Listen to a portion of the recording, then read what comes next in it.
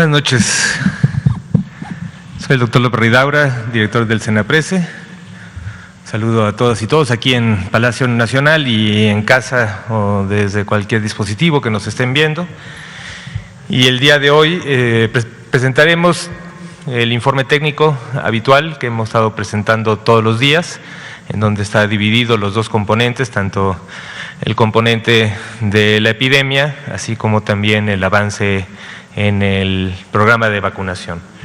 Y como comentó ayer el doctor López-Gatell, me pidió que hoy diera un poco más de detalle del último análisis que se publicó de exceso de mortalidad, y vamos a también presentar pues, detalles de esto, y abriremos también a preguntas por si existen dudas sobre cualquiera de los tres temas. Entonces me voy a poner de pie, un poquito de agua.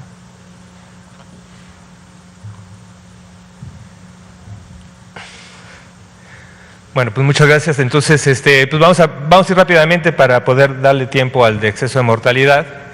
Entonces esta es la gráfica que también están ya acostumbrados, en donde ponemos el curso de la epidemia desde que inició en el mes de febrero hasta la semana 11. Recuerden que se grafica la semana 11, aunque actualmente estamos en la semana 13 del año del 21, pero por estabilidad de datos se presenta así.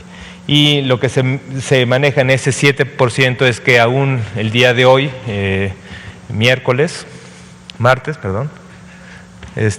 tenemos todavía un decremento de diferencia entre la semana 11 y 10 en los números de casos estimados que iniciaron con síntomas de acuerdo a esa semana.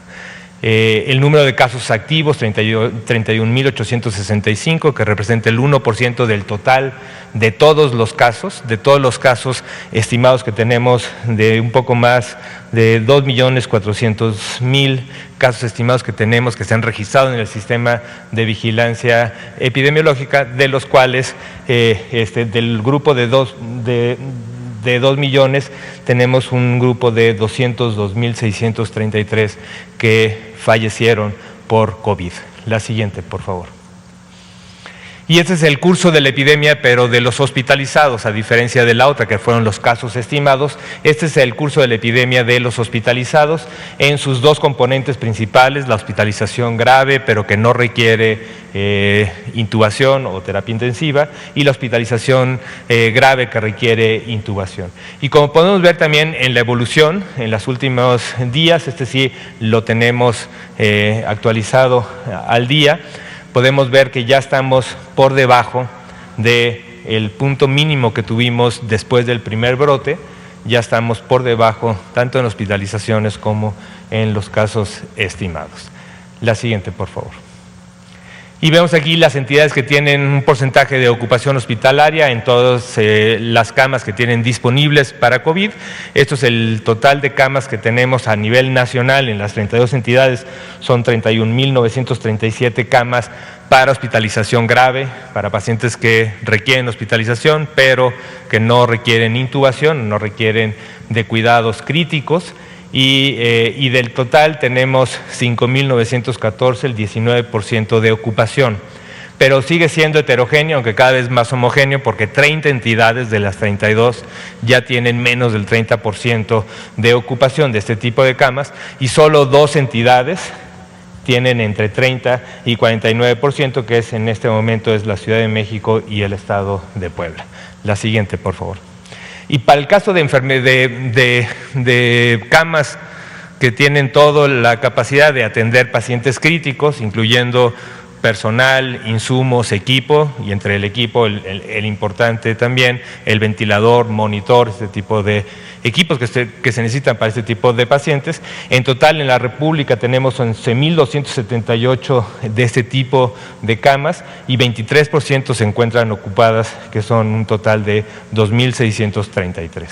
En este caso, 26 de las 32 entidades tienen menos del 30%, y 6 de ellas tienen entre 30 y 49% de ocupación, que están señaladas aquí. Tenemos a Chihuahua, Querétaro, Estado de México, Ciudad de México, Tabasco y Yucatán. La siguiente. Ahora vamos a pasar a la parte del reporte del avance de vacunación. El día de hoy, al corte de las 4 de la tarde, se han aplicado 254.821 dosis en los 32 estados. En los 32 estados tenemos sitios activos que están vacunando adultos mayores, muchos sitios, y por eso estamos llegando a una mayor eficiencia. Están en ciudades, en municipios urbanos altamente densos, y como pueden ver, pues ya estamos llegando a las velocidades que estamos queriendo empujar cada vez más al todo el programa, a todas las actualmente más de 1,000 municipios que están activos a lo largo de la República, y estamos llegando a más de 250,000, aunque también tenemos ya la evidencia de que hemos podido llegar todavía a números mayores si se cuenta con una mayor activación y una mayor proveeduría. Como lo hemos comentado, el principal factor que determina la velocidad por la que se está vacunando todos los días sigue siendo ya la proveeduría local, la cantidad de vacunas que existen en cada una de las entidades federativas, pero como lo hemos explicado y también el doctor López-Gatell lo dijo en la mañana, tanto los embarques que recibimos, que distribuimos desde el finales de la semana pasada, el día de ayer también tuvimos una distribución muy importante de casi 3.5 millones de dosis que se distribuyeron. Entonces, por eso ya tenemos una mayor disponibilidad de dosis en cada uno de los estados, y lo que se espera es que estos números puedan seguir aumentando en cuanto al número de dosis aplicadas diarias. Desde el punto de vista de dosis acumuladas, tenemos al día de hoy un total de, si me pasa la siguiente, de 7.404.912 dosis. Recuerden que en casi todos los esquemas actualmente ya se empezaron a aplicar algunas dosis de CanSino que se distribuyeron, pero antes de CanSino, pues todas las vacunas que tenemos requieren de 2 dosis, y por lo tanto, cuando hablamos de dosis, que no se confunda que esto no es el número de personas. Ahorita vamos a hablar del número de personas que están vacunadas. Pero también en esta gráfica también pueden apreciar, pues dependiendo de la pendiente que va teniendo esta gráfica, pues la velocidad con la que se está vacunando día con día. Y también reflejamos 4.533, que realmente es un número muy bajo de dosis perdidas, que en cualquier parte del proceso, especialmente durante ya la preparación el llenado de la jeringa, eso se pueden tener desperdicios, se pueden tener pérdidas, y tenemos este total de 4.533 que refleja el 0.06% del total de dosis aplicadas. La siguiente, por favor. Y ahora, cuando lo vemos ya en personas, lo hemos dividido en estos 3 grupos prioritarios. El grupo de personal de salud, que tenemos actualmente 860.392 que ya cubrieron su primera dosis. Es un grupo que pues ha ido incrementando lentamente, pero que estamos ahora en una revisión intensiva de los censos en las diferentes, tanto públicos y privados, para poder ir incrementando a una velocidad mayor. Y tenemos de este total de personal de salud que ya recibió su primer dosis, 631.145 que ya recibió su segunda dosis. En el embarque previo y en este embarque también, que de las dosis de Pfizer que llegaron hoy, se estarán cubriendo una parte importante de segundas dosis de personal de salud que aún se encuentra en este periodo que se definió específicamente para la dosis de Pfizer, que podía ir desde 21 días hasta 42 días. Y entonces también un mensaje para pues, todos los colegas y también el personal adulto mayor que también ha recibido, pues que esperen su turno. Estamos totalmente conscientes de los tiempos y toda la parte de la programación de envío de dosis siempre contempla el reservar las dosis que se requieren para cubrir los esquemas completos, la segunda dosis de cada una de las vacunas, y actualmente estaremos cubriendo mucho el personal de salud que tuvo vacunación a finales de febrero con las segundas dosis que llegaron esta semana de Pfizer. En el personal educativo, y esto refleja que tenemos el 73% del total de personas que tienen, personal de salud que tiene su primera dosis. Del personal educativo tenemos un total de 22.934, son del estado de Campeche todos. Después de una revisión de los censos hubo un pequeño incremento hace una semana y tenemos ahora que 77% de ellos, 17.626, ya recibieron su segunda dosis y la segunda dosis de esto pues todavía faltan al menos un par de semanas. Y en el caso de adultos mayores ya tenemos un total de 5.635.672 adultos mayores que ya recibieron su primera dosis y el 4% de ellos ya recibieron su segunda dosis. Recuerden que la vacunación en adulto mayor empezó en la última semana de febrero.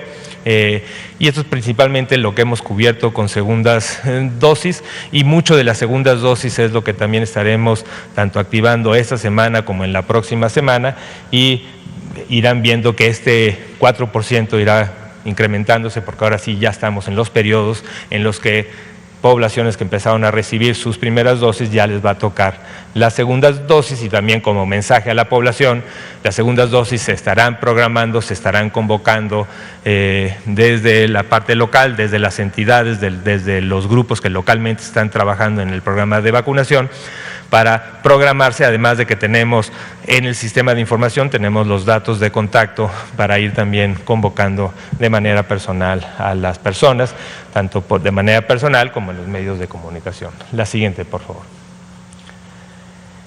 Esta es la gráfica que tenemos sobre la estimación de los ESAVIS, no me voy a ir muy lento, esta no ha cambiado mucho, digo, cada día con día se incrementan algunos de estos eventos supuestamente atribuibles a vacunación. Actualmente son 13.534 en total, de los graves son 124 casos, menos del 1%, y que aún se encuentran hospitalizados son 29. Recuerden que todo este proceso requiere dictaminación, tenemos un grupo de expertos, todos los casos graves se están evaluando y agradezco mucho al grupo, que es un grupo que trabaja intensamente semana con semana en sesiones largas, revisando caso por caso, tanto con la información que tienen desde el punto de vista local, también los grupos locales, tanto las instituciones que trataron a los pacientes, los programas estatales de vacunación, se hace todo un ejercicio para tener la más información posible y así darle la información al grupo experto para que pueda dictaminar si se asocia o cómo se asocia, y este es un proceso que va a ir avanzando y conforme tengamos más datos ya iremos presentando los procesos de dictaminación. La siguiente, por favor. El día de hoy llegó, como todos los martes, llegó un embarque de Pfizer. Desde la semana pasada está llegando en dos días, una parte llega el martes y otra llega el miércoles. El día de hoy llegaron 487.500 dosis, mañana se espera cerca de 150.000, no tengo el número, pero mañana se los diremos. La siguiente, por favor. Y es el total de dosis que hemos recibido. Ya con este último embarque son 12.821.945 que se han recibido desde el 23 de diciembre en estas 5 marcas que tenemos. Sigue siendo Pfizer-BioNTech la marca, la vacuna que más hemos recibido, un poco más de 5 millones.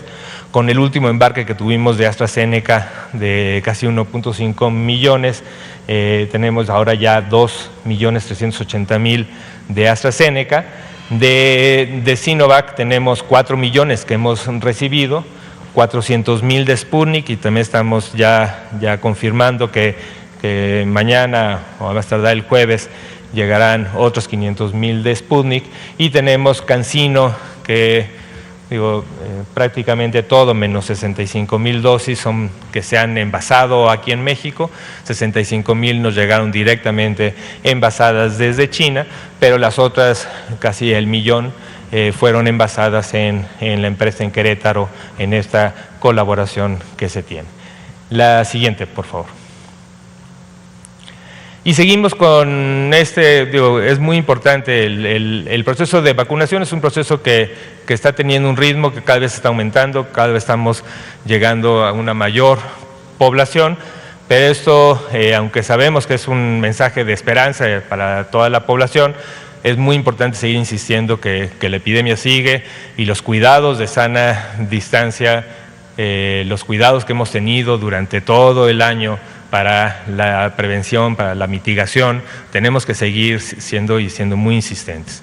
En la curva, como vemos, tenemos pues gran parte de los estados que siguen descendiendo, pero aún estamos esperando la posibilidad de que parte de estos descensos o de las pendientes de descenso empiecen a disminuir o podamos encontrar rebrotes, y por eso es muy importante que, a pesar de tener una campaña de vacunación activa que va aumentando en velocidad, a pesar de que tenemos los datos de que los casos incidentes, la hospitalización, la mortalidad está disminuyendo, es muy importante que la población entienda que todavía estamos en una epidemia activa y que tenemos que seguir con los cuidados de sana distancia, entre ellos claramente el estornudo de etiqueta.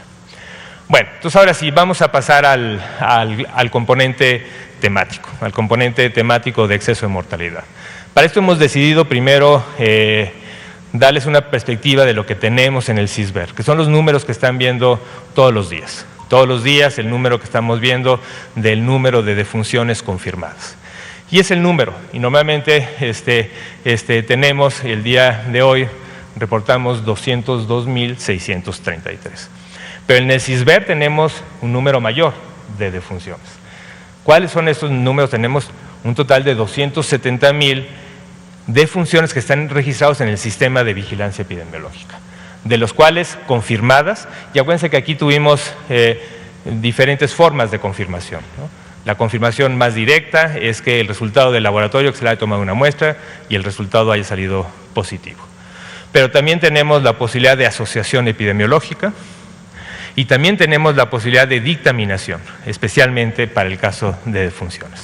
La gran mayoría son porque su resultado de laboratorio fue positivo. Pero también tenemos cerca de 46.931 defunciones que cubrían el cuadro, fueron cuadros sospechosos de COVID y lamentablemente fallecieron. Pero en ese proceso también se les tomó una muestra, pero la muestra fue negativa. Y por lo tanto se consideran que son negativas para COVID. ¿Cuál fue la causa? Es una cosa que se tendrá que determinar. Pero por lo pronto no fueron confirmadas como una infección por el virus SARS-CoV-2. Y aún tenemos 20.546 que todavía siguen como sospechosas. ¿Por qué siguen como sospechosas? Porque pues, muchas de ellas no se les tomó la muestra, o son muestras que se tomaron y que no tuvieron resultados, y por lo menos no sabemos si son positivos o negativos. Y tampoco tenemos la posibilidad de hacer un estudio de asociación epidemiológica, y todavía están en el proceso de dictaminación. Entonces, por eso este es un número en el que estamos abocados y se ha ido disminuyendo para dictaminarla o descartar la posibilidad de que se asocie a CISBER. Pero quiero que se fijen en este número, 270.000, y especialmente en estas negativas que fueron sospechosas, si en algún momento fueron sospechosas, si tuvieron un cuadro que parecía una enfermedad respiratoria aguda grave. La siguiente, por favor.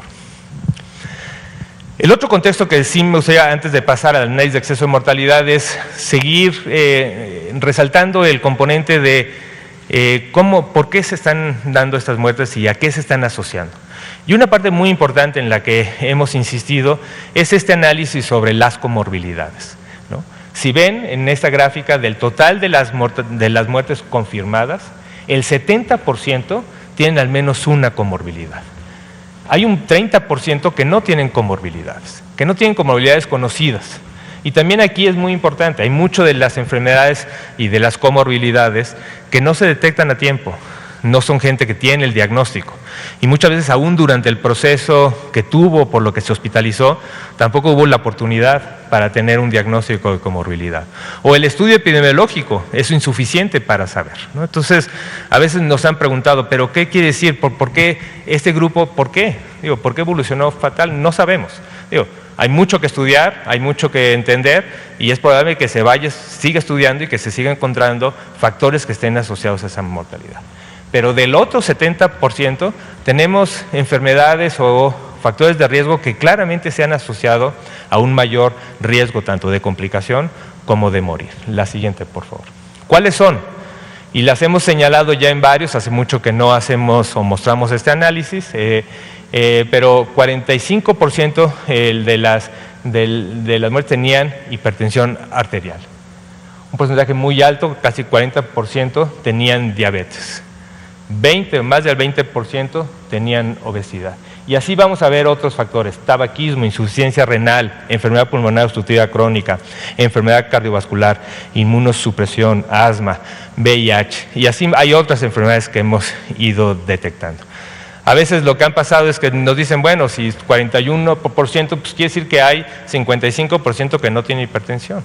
Bueno, eso es cierto, pero tenemos una alta prevalencia de hipertensión en estos casos, y en varios análisis que hemos mostrado hemos visto cómo la hipertensión está claramente asociada a un aumento muy importante del riesgo de mortalidad, y así diabetes, y así obesidad, y así todas estas enfermedades que estamos mostrando aquí. La siguiente, por favor.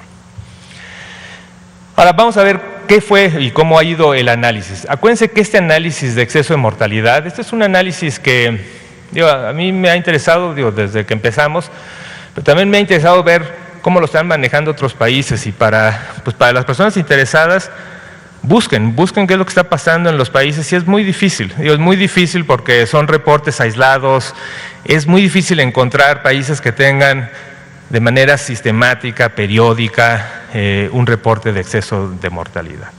Y en México estamos muy contentos y satisfechos con el ejercicio que ha hecho este grupo de expertos, porque desde agosto que se empezó a reunir el grupo, se definió la metodología, se empezaron a hacer los análisis, un grupo de múltiples instituciones, la Secretaría de Salud, tanto Senaprese, Dirección General de Epidemiología, pero CONAPO, RENAPO, INEGI, OPS, el Instituto Nacional de Salud Pública, el IMSS, son las instituciones participantes. Especialmente agradecido con todo el grupo, y especialmente por el grupo del Instituto Nacional de Salud Pública, que se ha convertido en el grupo que opera mucho del análisis, y que en sesiones de todas las semanas discutimos de manera grupal para ver los resultados. La siguiente. Ahora, como lo mostró ayer el doctor López-Gatell, esto es un análisis que hemos estado publicando periódicamente. Al día, el último que salió en el fin de semana es el boletín número 11, y hemos publicado 11 boletines. En general, al principio hubo algunos desfases, pero son cada 15 días. ¿Sí? Cada 15 días en la página de coronavirus.gov.mx ustedes van a encontrar el informe detallado de lo que pasó en las últimas 2 semanas, o de todo el año, incluyendo las últimas 2 semanas. No solo eso, desde hace como una semana, además se publicó en el mismo sitio un tablero de control donde de manera dinámica, y esto los invito porque permite ver los estados, permite ver muchas cosas con detalle, ver las gráficas. Es un tablero de control, es un tablero de control dinámico, que también está anidado. Si lo ponen exceso de mortalidad, van a encontrar esto, y ayer lo mostró el doctor López-Gatell. Y también hay un artículo más de carácter científico, más técnico, publicado en la revista Salud Pública de México. La siguiente. Ahora, voy a tratar de explicar otra vez la fuente, porque un poco lo que nos ha pasado en esta, revisión y comentarios que se han dado al reporte, justo al último reporte, pues ha habido como diferentes interpretaciones, ¿no? Y tal vez, a pesar de que está el boletín, a pesar de que está la descripción detallada, ya no habíamos venido a dar el detalle, vamos a tratar de explicar los puntos centrales que consideramos para una adecuada interpretación del exceso de mortalidad. Uno, es importante entender las bases de datos, y en general hay 2 principales, pero voy a mencionar una tercera. La principal base de datos de la que se basa este análisis viene de este registro civil, o sea, es de la base de datos nacional de los registros civiles. Todos los registros civiles, esto está coordinado y administrado por RENAPO. Todos los registros civiles suben información de las actas de defunción, no toda la información, pero la información principal. Hay un proceso de revisión por RENAPO, se va validando, y esto recaba todas las defunciones. ¿Por qué todas las defunciones? Porque en principio todos los familiares necesitan un acta de defunción para los siguientes trámites. Entonces todas las defunciones van a entrar a algún registro civil, A partir de un certificado que se les expide, llegan al registro civil, obtienen su acta de función. Y esta acta de función es la que se obtiene en este registro. La otra base, que es la base que a veces están tratando de comparar, es lo que tenemos en el sistema de vigilancia epidemiológica, y ese es otro sistema que es independiente. Ese sistema viene de lo que ha llegado al sistema de salud en los niveles de atención, se hace el estudio epidemiológico, se registra, y en el caso de que fallezca, pues también se registra el fallecimiento ahí. Ahora, esta persona que estuvo en el CISBER y que lamentablemente falleció, también tuvo que irse con su certificado, el familiar, a un registro civil y a obtener el acta. Entonces, en principio, todo lo que tiene el CISBER, pues al final estará también en las actas de defunción. Está. ¿Sí? Y otra de las cosas, la tercera base de datos es la forma en que comparamos históricamente, y eso lo hacemos con las bases del INEGI. Y ahorita voy a platicar un poco más de eso. La siguiente, por favor. Ahora, las definiciones. Vamos a partir de dos conceptos muy importantes. Uno es las defunciones esperadas. O sea, ¿cuántas defunciones esperamos en el año, o en esta semana, o en estas semanas? Y es el número de defunciones esperadas de acuerdo a los datos históricos del INEGI, que hemos tomado este intervalo del 2015 al 2019. Esto es lo que hubiéramos esperado. Pero después tenemos lo que observamos, cuántas defunciones observamos con estas actas de defunción, que es justo lo que viene de esta base de datos. La diferencia de esto menos esto es el exceso de mortalidad. Y hablamos de exceso de mortalidad por todas las causas, porque aquí no nos interesa o no es el importante qué causas, sino es cuántas. ¿Cuántas muertes de más observamos de lo que hubiéramos esperado? No tiene nada que ver ahorita con de qué, cuáles fueron, por qué, son cuántas. Este es el exceso de mortalidad. Y que lo podemos reflejar ya sea de manera absoluta o como porcentaje de exceso. ¿Qué porcentaje más tuvimos este año con respecto a lo que hubiéramos esperado de acuerdo al histórico, ¿no? El exceso de mortalidad incluye las defunciones ocurridas por cualquier causa o factor, no es exclusivo de COVID, y esto es un dato muy importante, porque a veces se ha tratado de utilizar todas las muertes que se calculan en este exceso de mortalidad como si fuera el número oficial o real de las que están confirmadas o asociadas causalmente por COVID. Y no, hay muchas razones, y si bien después comentamos de esto, de cuáles pueden ser las razones de este exceso de mortalidad. La siguiente, por favor. Ahora, en este último informe y en él incluimos algunas cosas que tal vez puede ser parte de la confusión. Incluimos un número que es defunciones asociadas a COVID. O sea, de todas las defunciones por las actas de defunción. Y este es un ejercicio que lo que se hace es, con base en lo que se describe por el médico que después pasa al acta de defunción, se buscan palabras, COVID, SARS-CoV-2, neumonía típica, se busca una serie de palabras que sabemos que normalmente pudieran estar la forma en que un médico reporta una defunción. Pero es un algoritmo que busca palabras de asociación. Esto es muy preliminar, pero es muy parecido a los ejercicios que también muchos grupos de investigadores han hecho. Muchos grupos de investigadores externos, independientes, han obtenido y han tratado de hacer ejercicios muy similares. Tratar de ver de la información que está allí, cuáles podemos pensar que sí se asocia directamente a COVID. Y esto es lo que también reflejamos. De esto podemos también ver el porcentaje de defunciones asociadas a COVID. De todo el exceso de mortalidad, ¿qué porcentaje corresponde a esto? ¿No? Pero por otro lado tenemos también, y lo tenemos ahí en el informe, las defunciones que están confirmadas por COVID. Y eso es el CISBER, es otra fuente, por eso está en otro color, es otra fuente de información. Son las confirmadas en el CISBER. Y lo que podemos ver es el porcentaje de defunciones confirmadas por COVID de todo el exceso de mortalidad, que también lo reflejamos en algunos gráficos del informe. La siguiente. Ahora voy a ir a algunos gráficos, pero voy a irme rápidamente para después pasar a las preguntas. Pero creo que es importante que también ustedes en el tablero de control y las personas que estén interesadas busquen, vean, jueguen con estos datos, porque es la forma de entenderlos, ¿no? Van viendo, pueden ver qué ha pasado en las diferentes semanas. Y lo que vemos es una curva que además refleja mucho la curva que hemos visto tanto con casos incidentes, como con hospitalizaciones, como con mortalidad y como con exceso de mortalidad, ¿no? Es un pico que tuvimos en una parte del año y después a principios o a finales del año 2020 un pico nuevamente que fue mayor que el pico previo y que ha ido descendiendo. Lo van a ver en cada uno de los estados, también se ve ya el descenso prácticamente en todos los estados. Y esta línea que hay, o varias líneas que hay, es lo que hubiéramos esperado en sus diferentes percentiles, ¿no? Utilizamos el percentil 90 para ver el límite y ahí es como calculamos cuánto hubiéramos esperado. La siguiente. Estas gráficas las tenemos nacional, la tenemos por sexo, mujeres, hombres, la siguiente, y por edad. Y por edad y sexo. Y vamos a ver, por ejemplo, dónde están, que aún en poblaciones de 20 a 44 años tenemos excesos, tanto en hombres como en mujeres. En la población de menos de 20 años tenemos estos datos en donde no tenemos datos de exceso, más estamos por debajo, pero esto siempre ha pasado con la mortalidad en niños, donde esto requiere más ajustes, por eso esto tiene mucho más ruido y es difícil de interpretar. La siguiente, por favor.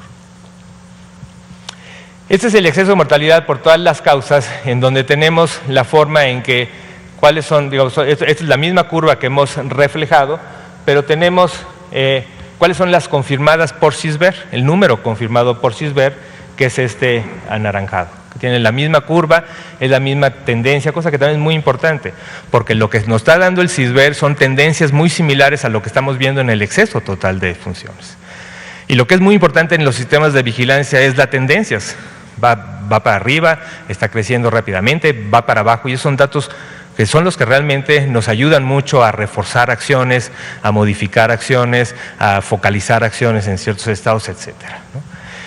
Y también tenemos el resto de las causas que pueden explicar este exceso de mortalidad. La siguiente. Los números. Entonces tenemos del total de lo que hubiéramos esperado en este periodo, además un periodo plurianual, también eso a veces puede confundir, pero tenemos aquí desde la semana 1 del 2020 a la semana 6 del 2021, que es donde se cerró. ¿Cuántas muertes hubiéramos esperado en todo ese periodo de un poco más de un año? 846.499. ¿Cuántas observamos? 1.263.501. Esta diferencia es el exceso de mortalidad por todas las causas, que son 417. Este porcentaje, que es el 49% de incremento, es decir, si esperábamos esto, este es el 49% más. Se incrementó un 49% de lo que hubiéramos esperado. La siguiente. Estos mismos números los podemos ver, no me voy a ir al detalle, pero lo podemos ver igual por sexo o por grupos de edad. Y vamos a ver que también hay porcentajes, donde hemos visto un porcentaje mucho más de lo esperado es en este grupo de 45 a 64 años, pero cuando ve el número de muertes por exceso, sí son mucho más aquí, en este grupo, que es el grupo de 65 más. Pero aquí también se esperaban muchas más muertes. Por eso el exceso en porcentaje es menor, pero el número absoluto es mayor. Y así también pueden ir viendo cada uno de los detalles en el informe. Es el otro dato que es importante. Eso es lo que ya teníamos de las 417.000. Ahora, ¿qué es este 294? Este 294 es lo que posiblemente se puede atribuir por COVID. ¿Por qué decimos posiblemente? De las actas de defunción es un texto libre, cada una de las causas de defunción es un texto libre. Se buscaron clasificación preliminar de las defunciones, búsqueda exhaustiva de palabras referidas al virus COVID. Se descartaron registros que mencionaban negativo, no positivo, pero se multiplicaron múltiples términos. Y así se pudo detectar 294.287. De entrada se asumió que todo esto es parte del exceso.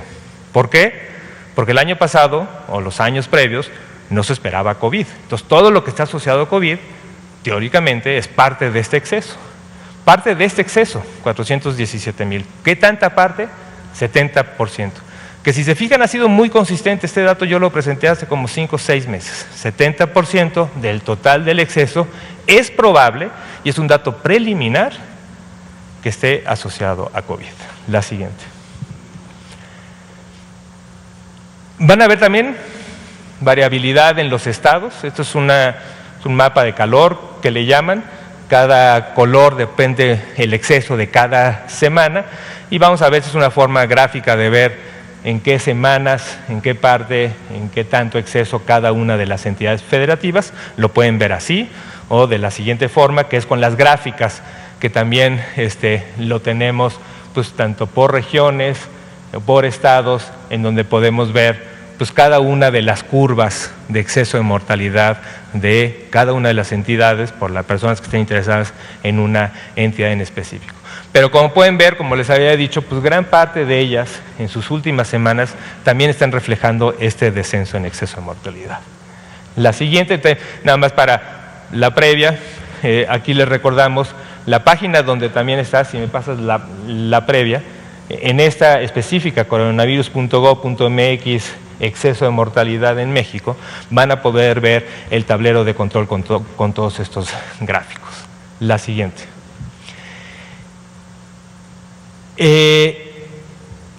Cuando hablamos de esta comparación internacional ha sido muy complicado. ¿Por qué? Porque los reportes internacionales tienen metodología distinta, son periodos distintos, pero hay varios grupos, Our World in Data, el Economist, hay varios grupos que han tratado de hacer, realmente los recomiendo, son textos muy bien hechos, con una comparación, hablando de los sesgos, de los problemas para comparar entre países, es muy problemático. Tal vez los únicos que han tenido un proceso de comparación homogénea, estándar, son algunos países o la gran mayoría de los países europeos en este sistema, se llama Euromomo, que tuvieron desde hace tiempo, desde como el objetivo de influenza, pues hicieron una serie de procesos estandarizados para medir el exceso de mortalidad.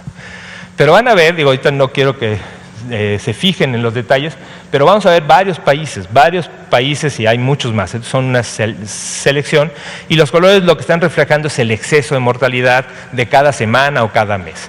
El más rojo es el mayor exceso. México está aquí, ¿no? Y sí, hemos tenido pues una epidemia larga, con mucho exceso de mortalidad, que ya lo vimos en las otras gráficas. Pero también muchos países han tenido con momentos muy intensos, aún en países europeos, con intensidades importantes, Reino Unido, intensidades importantes de exceso de mortalidad en ciertos periodos. Y una de las cosas que también me gustaría como aclarar, aprovechando la comparación internacional, es que lo que a veces se ha puesto es, y varios medios lo han tomado así, creo que es muy importante que se reconozca el error, es decir, bueno, nosotros estamos calculando más de 400,000 de exceso. Lo comparamos contra las confirmadas de otro país, de Brasil, de Estados Unidos. Y no, hay que buscar cuál es la estimación que tienen en el periodo exacto de exceso de mortalidad cada uno de los países para poder comparar. Y aún con estimación de exceso, a veces hay diferencias metodológicas que cuesta trabajo hacer las comparaciones. La siguiente, por favor. La siguiente, esto ya lo pueden ver en el informe. Ahora, vamos a ver hacia dónde vamos. El exceso de mortalidad por todas las causas, ya vimos. Tenemos un dato que es preliminar, y esto es un dato que también es preliminar. Estos son lo que viene de las bases de datos del sistema epidemiológico de defunciones que tenemos en la Dirección General de Información, que son los certificados de defunción. Todos los certificados de defunción también se recolectan, se capturan. Esto en principio es muy parecido en número total de la información que obtenemos de las actas de defunción, que es la base de datos con la que calculamos el exceso, pero eso también, y se utilizan algoritmos estandarizados para tratar de encontrar causas básicas. Esto es aún, por favor, insisto, es aún preliminar. En este análisis preliminar estamos viendo lo que fue 2017, 18, 19, que ya no son preliminares, y lo que tenemos en el 2020 como preliminar. Y podemos ver que tenemos en este año pues 200.739 muertes que probablemente se asocian a COVID. Sigue siendo probable, sigue siendo preliminar, porque por norma, todas las muertes de un sistema de vigilancia epidemiológica tienen que pasar por un proceso de dictaminación, ¿no? Y eso es en lo que estamos.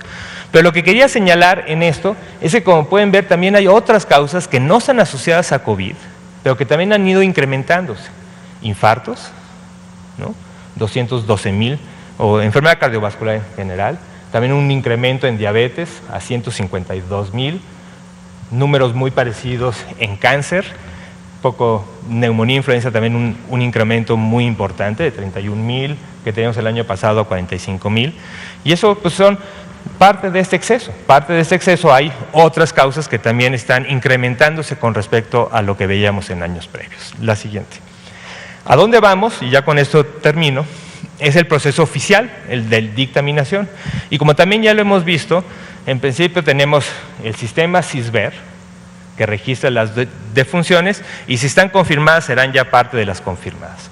Pero también tenemos esto, que es la red B, que es la forma de registro de estas defunciones que tienen que dictaminarse en los diferentes comités de dictaminación de la unidad hospitalaria, de la jurisdicción, del Estado, y en esta red están subiendo las dictaminaciones de cada uno de estos niveles, de todas las muertes que están posiblemente asociadas a una de las 157 enfermedades que se tienen que reportar en el sistema de vigilancia epidemiológica. La siguiente. Se complementa un anexo, se revisa y finalmente se dictamina. ¿Cuántas tenemos? Actualmente tenemos 26,000 que se han registrado por probable COVID en este sistema. De estas se han dictaminado 19,798. No quiere decir que se han confirmado. Me han dicho ahorita, me están diciendo que cerca de 6,000 de estas sí fueron confirmadas como COVID. Esto quiere decir que de las 19,000 de estas que se tenían pensadas que era COVID, cerca de 6,000 fueron COVID, o se dictaminó como COVID. Y estas 6,000 están ya en el CISBER, porque también es una de las fuentes para confirmarlo. Estamos aún en proceso de dictaminación de 6,218 de estos años, y este es un proceso que está en activo y estaremos dando pues informe. Entonces con esto termino, espero que no me haya tomado mucho tiempo, y que tengamos algo de tiempo suficiente para contestar preguntas que no hayan quedado claras después de la exposición. Gracias. A ver, vamos aquí, allá atrás y aquí. Gracias. Buenas noches, doctor Daniela Pastrana, de Pie Página. Estuve revisando el boletín y me llamó mucho la atención esta gráfica que tienen por edades, porque digamos que el porcentaje más grande de exceso de mortalidad lo tiene la población de 45 a 64, que es quizá, pues no sé si es porque es la fuerza laboral o cuál es la explicación o el análisis que ustedes han hecho de que sea esta población, pues por una cantidad fuerte la que tiene más exceso, y por otro lado, no sé, estoy tratando de plantear bien la pregunta, si estos 400 o el 49% de exceso de mortalidad por todas las causas, que eso nos queda claro, al final de cuentas son pues muertes que no se esperaban, o sea, son por distintos motivos, quizá porque no se pudieron atender por otras enfermedades o alguna cosa así. ¿Ustedes tienen desglosados o alguna idea de cuáles, o sea, por qué pueden haberse detonado estas causas? Porque ahora que presenta estos datos de 2020, y que también hubo muy fuerte aumento de diabetes y de infartos, no sé si ustedes tienen como desglosado qué puede ser lo que esté generando también esos aumentos en esas dos enfermedades. Muchas gracias. A ver, de la primera pregunta, digo, no tenemos, sí, en efecto, creo que hay muchos datos y mucha información que falta de análisis, ¿no? Esto ha sido un esfuerzo muy importante de estandarizar y de escribir y hacer públicos los datos. Es más, también los invito a que entren al tablero de exceso. Al final hay un botón que también el doctor López-Gatell ayer señaló, porque también se está convirtiendo y es una base de datos abiertos que pueden analizar.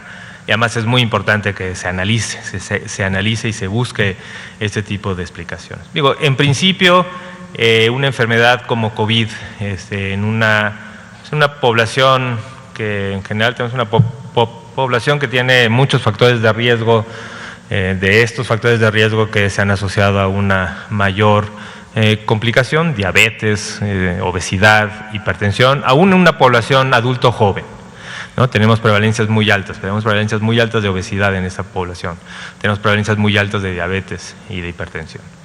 Y si estos son de los factores de riesgo que realmente también están muy asociados a las complicaciones, una enfermedad como COVID, de una gran dispersión comunitaria, con una gran fuerza de contagio, un gran número de casos, pues también tiene este impacto negativo de complicaciones y de mortalidad. En esta población, especialmente de adulto joven, se esperaban menos muertes. En general se esperan menos muertes en las poblaciones más jóvenes y por eso sí era esperable que ahí se encuentren los mayores incrementos porcentuales, ¿no? ¿Por qué? Porque partimos de un basal menor y tenemos una enfermedad de un gran impacto. Conforme va uno aproximándose a edades mayores, pues tenemos un mayor número de muertes esperadas. Tal vez en el extremo, si vemos el grupo de 90 años y más, pues igual íbamos a ver poco exceso porque ya teníamos un número de muertes esperadas muy alto, ¿no? Entonces, tiene que ver un poco con el porcentaje de comparación. En la segunda pregunta, eso creo que es donde se requiere un análisis mucho más fino, minucioso, aunque también la información no es del todo completa, ¿no? Porque tenemos la información. Esta es una información que viene de las actas de defunción, que en principio tienen la información más importante de los certificados de defunción, pero también hay unas cosas que no tienen, por ejemplo. Digamos, una variable importante que en este registro no se tiene, por ejemplo, es si el fallecimiento ocurrió en domicilio o en unidad hospitalaria, ¿no? Eso sí lo tiene el certificado. Por eso, cuando todo esto ya se traduzca finalmente a certificados estandarizados, podremos analizar esa variable. Y esa variable, también quería recalcarla porque también se ha ido diciendo que hay mucho más mortalidad en domicilio. Y no, eso sí se ha analizado, estaremos pues cerca del 60% de la mortalidad total en domicilio, pero que es muy parecido a lo que año con año se encuentra. Más o menos todos los años 50-55% del total de las defunciones ocurren en domicilio. Pero bueno, son parte de este análisis que se deben hacer. Ahora, ¿cuáles son las hipótesis, ¿no? Tal vez todavía en un esquema de hipótesis y especialmente para estas enfermedades crónicas, ¿no? Creo que es muy importante cuando uno habla de exceso de mortalidad, cuáles son los posibles componentes que estén explicando este exceso. Y creo que hay uno que es importante, pero que es muy difícil ahorita ver el peso de cada uno de ellos, ¿no? Creo que sí hay que reconocer, hubo momentos durante la epidemia, y los estuvimos reflejando aquí, de una gran ocupación hospitalaria, una gran reconversión hospitalaria, y sí es importante, y tenemos que ver cuál fue el peso de eso, de un sistema hospitalario pues trabajando en unos momentos límites, ¿no? Límites porque tenía una gran ocupación hospitalaria y dedicación de COVID. Pero esto se hubiera también reflejado con un aumento de gente llegando a los hospitales y que no hubiera camas para su atención. Y eso tampoco se observó, no se observó a la medida como para explicar estos excesos. Sí creemos que también hay un componente muy importante de que las mismas personas no se acercaron a los servicios. Y tal vez tenían un dolor de infarto, podía ser un infarto, pero también, pues, con cierta razón tenían miedo de acercarse a un sistema que estaba con un alto porcentaje de atención para COVID, un miedo a acercarse por los contagios. Y creo que esto también, pues, alimentado con todo un componente fuerte de información y de desinformación, que también a las personas se les complica, ¿no? Se les complica ante un escenario de incertidumbre saber qué hacer en estas ocasiones. Entonces, no es una idea descabellada, también pensar que un componente muy importante es por personas que dejaron de buscar la atención, ¿no? Y creo que es muy importante también comunicarlo porque hay que buscar esa atención, Hemos ido, y en todos los estados queda claro qué hospitales se dedican más a COVID, qué hospitales no se dedican a COVID. Hemos tratado de liberar cada vez más los espacios para la atención de urgencias cardiovasculares, de urgencias de cualquier tipo de urgencias, para que quede claro que los sistemas están dispuestos para atender pacientes de diferentes alteraciones. Tenemos protocolos que separan lo COVID, aún en hospitales que son híbridos, protocolos, urgencias diferentes, urgencia COVID, urgencia no COVID, precisamente para ayudar a la atención y que no existan este tipo de riesgo de contagio. Entonces, esto se ha visto en todo el mundo y es una cosa que tendremos que ir analizando con más detalle. Gracias, doctor Ruy. Héctor Herrera Argüelles, de Grupo Fórmula. Tengo 3 dudas sobre lo que nos presentó, doctor. Primero, sobre esta cifra de negativos. Si al final se hicieron pruebas y no resultaron negativos, ¿por qué se siguen incluyendo en este rubro del COVID? Os hablo de 270.110, que es asociados, ¿no? Los confirmados que ya nos dio, y 46.693 que resultaron al final negativos. ¿Por qué los seguimos incluyendo en esta parte, pues, de esta lectura? Esa es la primera. Bueno, no sé, creo que hace mucho que no reflejábamos ese número. Sí. Lo quise incluir hoy, porque nosotros siempre hablamos, en este caso, de 202.633 confirmadas, y nunca hablamos de las otras. No los incluimos, precisamente no los incluimos porque fueron negativos. Y es más, no incluimos tampoco los que aún están sospechosos, ¿no? Ahora, sí lo quise incluir acá porque es posible, y aquí también como una hipótesis, que también muchos de estos análisis, los mismos que hicimos nosotros con buscar las palabras, los mismos que han hecho los grupos de fuera, como no tienen en esas actas de defunción si se les tomó muestras, si fue negativo, si fue positivo, no hay esa información, puede ser que no exista, pues puede ser que parte de ese 294 que calculamos o de lo que han calculado otros grupos estén dentro de este grupo que ya se descartó de alguna forma la presencia de COVID. Entonces, por eso quería reflejarlo, pero normalmente no los incluimos y no los hemos estado incluyendo dentro de los casos confirmados. Ok. La segunda es sobre este 30% donde nos reporta que no han ubicado una comorbilidad específica. Entrando al terreno de las hipótesis, todos estamos aprendiendo de esto, doctor. ¿Cuáles podrían ser las vertientes o los factores que influyeron en ese 30%, que es un número importante? Y una variable que creo, bueno, al final es un factor epigenético que tiene que ver con la contaminación atmosférica, sobre todo en zonas densamente pobladas, contaminadas, porque algunos municipios, que sobre todo 10 en todo el país, por lo menos 5 están en estas zonas densamente pobladas y altamente contaminadas. Iztapalapa, Gustavo Madero, Ecatepec, Nezahualcóyotl. ¿Qué tanto la contaminación atmosférica puede haber afectado, debilitar el sistema respiratorio para generar o incidir en este porcentaje? Sí, gracias. Creo que esto es un muy buen punto. Partiendo uno de lo que ya describí, creo que una parte muy importante de este grupo que no tiene comorbilidad es que no tenemos registro de la comorbilidad, ¿no? Uno, porque puede ser que no se registró. Yo he visto casos, obesidad es un ejemplo, ¿no? Obesidad a veces no se registra, ¿no? Porque tampoco es que se reconozca, a veces no, o sea, no tenemos el registro de peso y talla, no sabemos, ¿no? Entonces, obesidad es que si se les ocurrió en ese momento, ya sea autorreportarse como una persona con obesidad, la misma persona que fue el estudio epidemiológico, o en la percepción, porque no necesariamente tenemos peso y talla. Pero así también hay muchas otras entidades y enfermedades. Pero también las que se desconocen, ¿no? Los factores de riesgo que se desconocen. Y creo que el que menciona usted es importante. O sea, enfermedad pulmonar, crónica, que no tenga un diagnóstico, pero que sí sepamos que tiene una enfermedad crónica pulmonar, en donde tal vez contaminación ambiental participa con un componente, no tal vez una bronquitis crónica establecida o un EPOC establecido, pero tal vez sí una vulnerabilidad o una poca capacidad de reaccionar y de resolver de un pulmón crónicamente expuesto a contaminantes.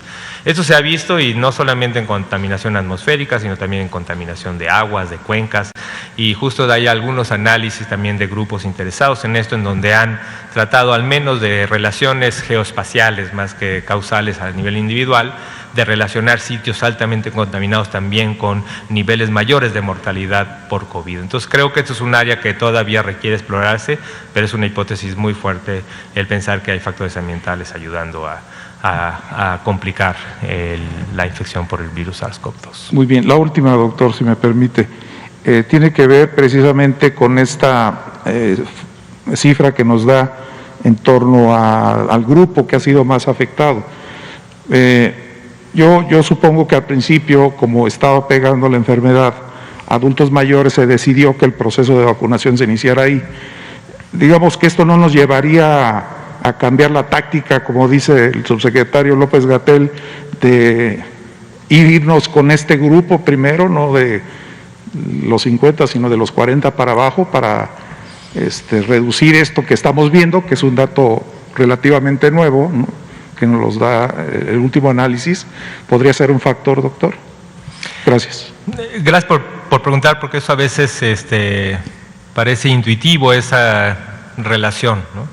Pero creo que, y tal vez será bueno reflejar, pero si recuerdan también en los primeros análisis de mortalidad, pues siempre uno ve que el número absoluto de muertes tal vez sí está en este grupo, ¿no? Pero cuando uno ve el riesgo de morir, o sea, la mortalidad, es lo que llamamos monotónica, o sea, cada década aumenta el riesgo, ¿no? Y es así, digo, el de 70 años tiene más riesgo que el de 60, el de 60 tiene más riesgo que el de 50, el de 50 tiene más riesgo que el 40. Hay muchas más personas de 50 a 60, ¿sí? Es más, tenemos el estimado que son cerca de 15 millones de 60 más, de 50 a 60 son como 12 millones en la República. Entonces, y también el de 40 a 50 es cerca de ese número. Son grupos muy grandes, una sola década cubriendo pues, las 3, 4 décadas de 60 años y más. Entonces, sigue siendo el grupo de mayor riesgo de morir, el de adulto mayor, ¿no? Pero sí, tenemos que ir avanzando y por eso el eje primario es irse en este rango de edad. Una vez que terminemos con 60, iremos con 50 años y más. Y así es donde se ha demostrado en este modelo que el grupo de expertos nos ayudó a estimar un 20% de cobertura, implicado un 80% en el riesgo de mortalidad, ¿no? Gracias. Buenas noches, doctor. Liliana Noble de Pulso Saludable. Quisiera saber si el exceso de mortalidad del año 2019 está, independientemente de que sea por la COVID-19, está íntimamente relacionado a la pandemia. Sería una cantidad de muertes esperadas por el desarrollo de una pandemia tan larga. Esa sería mi primera pregunta.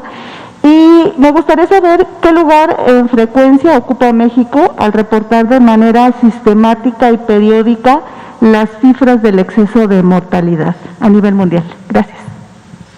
A ver, perdón, es que la primera pregunta no lo entendí bien. ¿Del 2019, dice? Sí, del año pasado. Del 2020. Hubo un exceso de mortalidad. Está íntimamente, en general, independientemente de la COVID-19, relacionado a la pandemia, por eso se refleja tanta mortalidad. Gracias. Sí, digo, es parte del análisis, por eso llamamos un exceso de mortalidad por todas las causas, ¿no? Creemos que tenemos esta primera estimación que de todo este exceso, tal vez 70% está asociado directamente o causalmente a la infección por el virus SARS-CoV-2 y un 30% por estos factores que ya hemos explicado, pero claramente, pues aún los que no están asociados directamente por la infección del virus SARS-CoV-2, pues de alguna forma están asociados a la pandemia, ¿no? Porque están asociados a la carga hospitalaria, al miedo de la gente, todos estos factores que hemos explicado. Entonces sí. Y del otro no, nos ha costado mucho trabajo. Digo, por eso les dije que en la comparación internacional es muy difícil y aún en estos ejercicios, Our World Data, que ha hecho tratar de hacer un ejercicio de poner los rankings y poner los primeros 10, cuando uno vea en exceso de mortalidad, pues no puede porque son metodologías distintas, periodos de reporte distintos. Entonces no tenemos así un número así para poder decir en qué lugar se puede estar y no creo que lo tengamos, ¿no? A ver, última pregunta allá.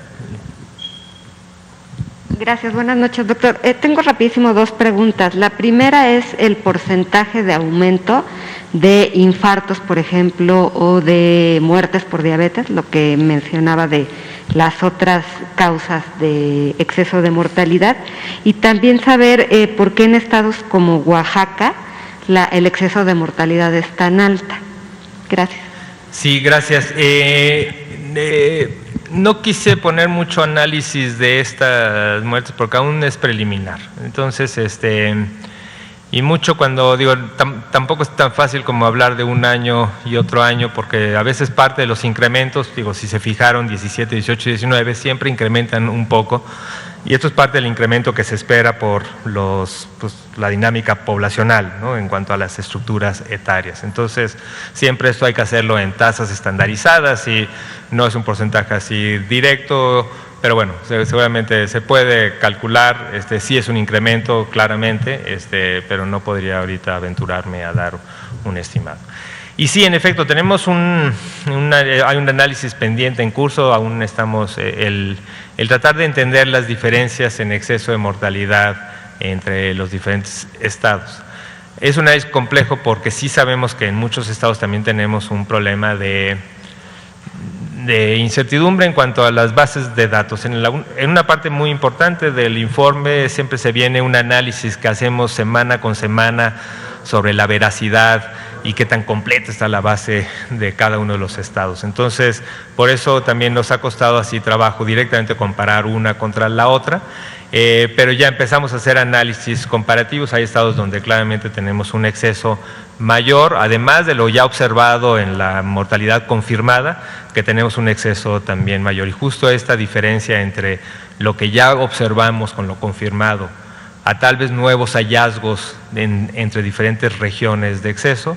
Hay análisis en otras regiones, recientemente hubo uno publicado en Brasil. Ha habido análisis donde han tratado de utilizar el indicador de exceso para ver las grandes inequidades en salud en diferentes regiones, y estamos en ese análisis, pero ahora no lo tenemos.